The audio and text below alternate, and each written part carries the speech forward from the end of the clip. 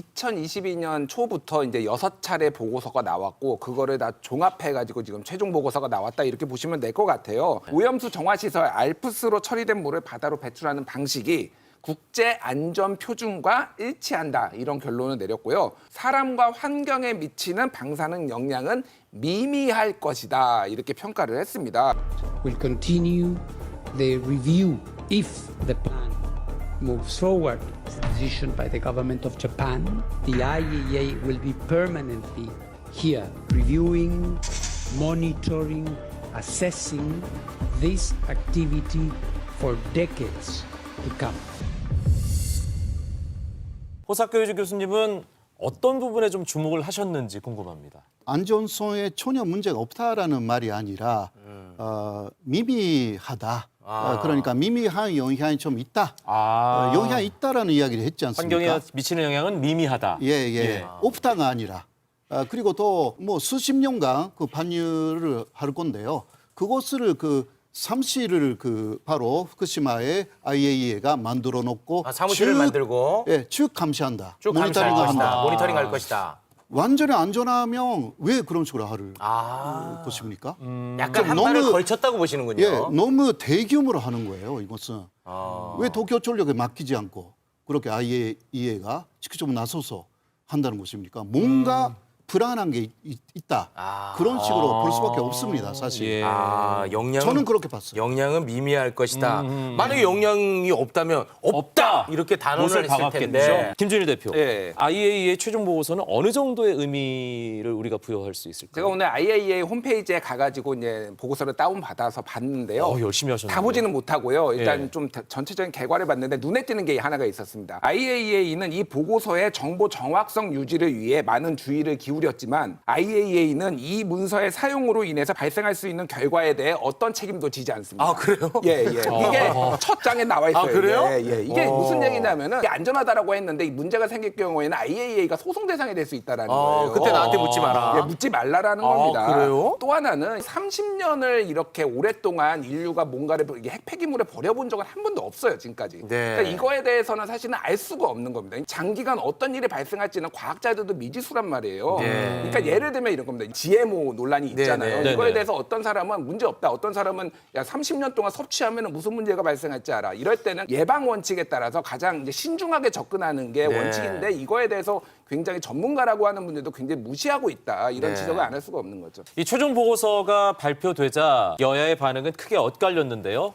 보고 오시죠. 원자력 분야의 최고 전문가로 구성된 IAEA TF가 그 2년 동안 작업한 결과인 만큼 우리 역시 겸허히 받아들여야 합니다. 선동을 위해 국제기구마저 돌팔이 취급하니 대체 어느 나라 정당인지 묻지 않을 수가 없습니다.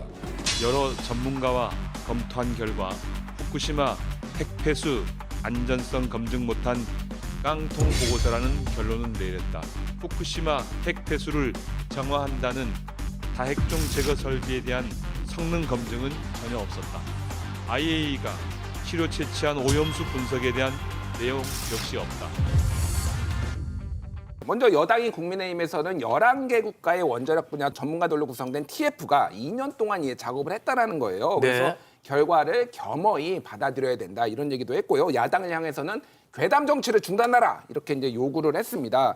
민주당에서는 안전성 검증이 없는 깡통 보고서다 이런 주장을 했고요. 오염수 방류를 철회하라고 얘기를 했고요. 네. 일단 양당이 모두 지금 내일 긴급 의원총회를 이제 소집을 했습니다. 그만큼 이게 정치권에 굉장히 뜨거운 현안이다. 그래서 이 공방은 당분간 지속될 것으로 보입니다. 사실은 이 샘플이나 이런 것들이 온전히 믿을 수 없다 이런 지적도 있지 않습니까 한편에서는. 그렇죠. 그러니까 이게 이제 IAEA가 전문가들 검증 자격에 참여한 거는 맞는데 대부분의 자료들은 도쿄전력에서 제공한 것들. 근데 이거를 받아서 한 거거든요. 도쿄전력이 다 관리를 하고 있으니까 굉장히 의존적이다. 그쪽에 의존적이라는 거. 그래서 아까 전에 제가 말씀드렸던 이거에 대해서는 어떤 책임도 IAEA는 지지 않는다. 이게 그래서 들어간 거예요. 그러니까 도쿄전력이 과거에도 어떤 사실을 은폐하거나 이런 것들이 여러 차례 있어가지고 신뢰성에 상당히 이제 의문이 든다 이런 얘기가 나오고 있는데 예를 들면 2011년 3월에 이제 이게 후쿠시마 원전이 폭발을 했잖아요. 그때 이제 핵 연료봉이 녹아내리는 거 이거를 노심용융이라고 합니다. 근데 이거에 대해서 도쿄전력은 핵 연료봉 녹아내린 적 없다. 노심용융 없었다라고 계속 주장을 했는데 사고 5년이 지난 2016년 2월에서야 인정을 한 거예요. 5년 만에 인정했어요? 5년 동안 부인을 한 거예요. 그러니까 이건 내부를 들여다볼 수 있는 건 도쿄전력밖에 없는데 그러니까. 그렇죠. 2021년에는 필터 25개 중에 24개가 파손된 사실이 있었는데 이것도 감추고 있다가 뒤늦게 걸려가지고 인정한다든지 그러니까 전체적으로 도쿄전력을 신뢰할 수 있느냐 일본 정부를 신뢰할 수 있느냐 이 문제가 조금 결정적인 문제인 것 같습니다. 과거에 그럼 신뢰하기 어려웠던 일들이 있었던 것 양측이 같은데. 도쿄전력 네. 약간 이런 느낌도 있고요. 교수님, 예. 지금 야당에서는요 IAEA하고 일본하고 이권 카르텔 형성한 거 아니냐, 이 유착된 거 아니냐. 카르텔. 이 단어 함부로 쓰면 안 되나요? 네. 유착된 거 아니냐 하면서 의심을 하고 있는데 이거 뭐 근거 있는 의심일까요? 아직은 거기에 대한 그 근거는 발견되지는 않았죠. 그러나 일본은 그 예를 들면 그 2020년 도쿄 올림픽 네. 그때 유치에 성공했지 않습니까? 네. 2013년에 그 유치에 어마어마한 로비 자금이 들어갔다라는 것은 나중에 밝혀져 가지고 그때 참여한 그 일본 사람들이 다 사법 처리됐고요. 그리고 또 노벨상을 일본 사람들이 많이 받지 않습니까? 네. 그때 노벨상의 심사위원들을 일본에 많이 초청해가지고 향을 제공하는 것은 굉장히 유명한 이야기입니다. 그랬어요? 예. 와, 몰랐네. 그런 게 다 있으니까 IAEA하고 어떤 그 뒷거래가 있는지는 아무도 모르는 이야기고 도쿄올림픽 이야기도 나중에 나올 이야기입니다.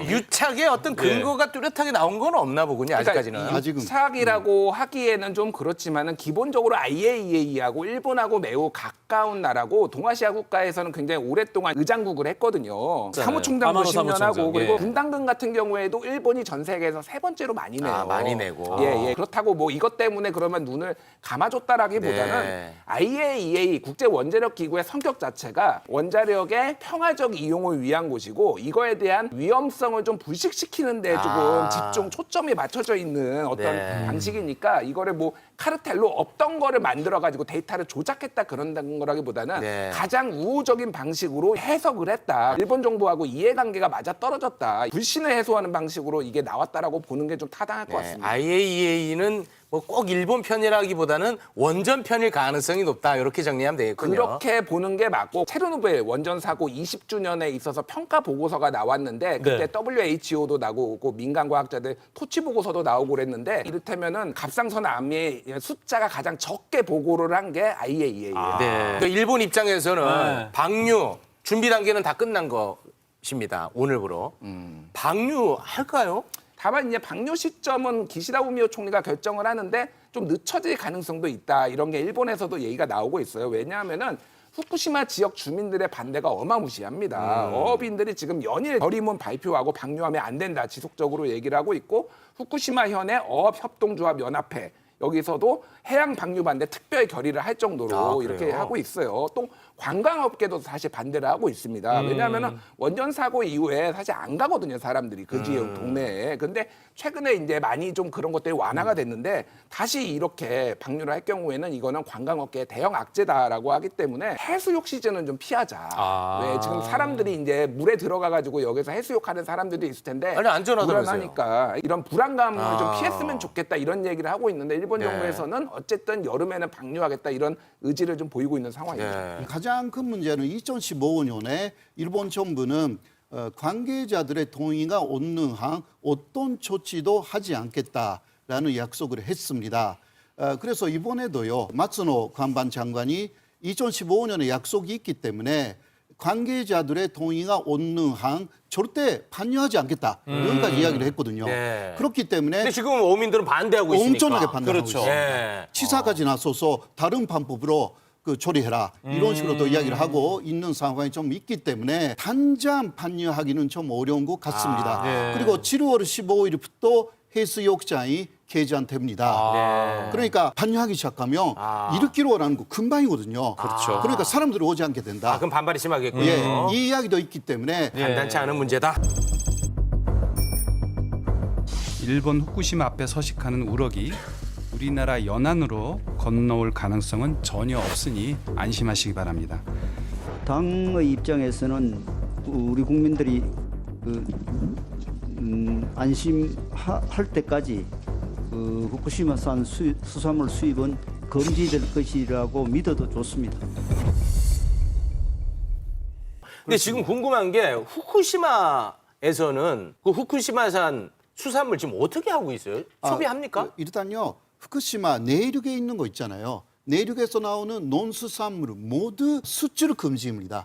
군대적으로는 유통시키고 있습니다. 아, 일본 자체적으로 수출 자체적으로 금지예요? 그거는 내륙 부분, 내륙에 네. 그러니까 지금 이야기가 되어 있는 것은 바다 부분이잖아요. 네, 수산물. 소비를 하는데 네. 싸게 싸게. 사람들이 안 사니까. 안 사니까 아주 싸게 이것도 어민들이 굉장히 고생하고 있는 것입니다. 지금 현재 일본의 입장은 한국한테 수입하도록 압력을 넣지 않겠다. 그리고 WTO 제소도 하지 않겠다라는 건데 이거는 지금의 현재 한일 관계가 좋으니까 이거를 해치는 방향으로 가지는 않겠다라는 거예요. 근데 우리가 생각해 보십시오. 이게 국제 관계라는 게 언제 좋아지고 언제 나빠질지 모르는 거예요. 남북 관계도 좋아졌다 나빠졌다. 네. 한일 관계도 좋아졌다 나빠졌다. 그러면은 만에 하나 일본하고 한일 관계가 안 좋아졌을 때 일본에서는 WTO에 제소할 수 있는 거예요.